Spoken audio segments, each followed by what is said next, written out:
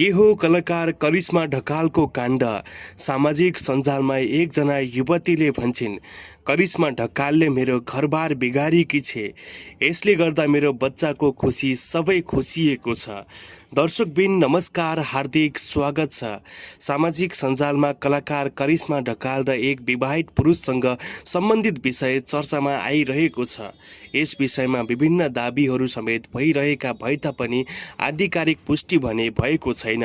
सम्बन्धित पक्षको निजी जीवन र परिवार बालबालिकामाथि असर पर्ने भएकाले सामाजिक सञ्जालमा मर्यादित भाषा प्रयोग गर्न धेरैले आग्रह समेत गरिरहेका छन्। यस विषयमा कलाकार करिश्मा ढकालले पनि खुलेर बोलेकी छैनन्। सामाजिक सञ्जालमा एउटा स्ट्याटस लेखिएको छ, यो के सुन्दैछु म, यो कलाकारले कला देखाउने हो कि चर्ती कला? करिश्मा नानी टिकटक बनाएर साबित गर्न खोजेको के? अर्काको घरबार बिगार्न लाज लागेन? बिचरा त्यो दिदी आफ्नो 17 वर्षको सम्बन्ध र बच्चाहरूलाई किन वास्ता गर्न छोड्यो बुढाले भन्दै रात दिन छटपटाइरहेकी थिए। तर बुढा त यता अर्कै केटीसँग, जो चाहिँ धनी केटाहरू फसाउँदै हुन्ने कलाकारसँग होटेल धाउँदै बस्दो रहेछ भनेर सामाजिक सञ्जालमा यस्ता यस्ता आरोप लगाउँदै स्ट्याटस समेत लेखिएको छ। तपाईहरूलाई के लाग्छ? आफ्नो प्रतिक्रिया अवश्य पनि कमेन्ट गर्नुहोला।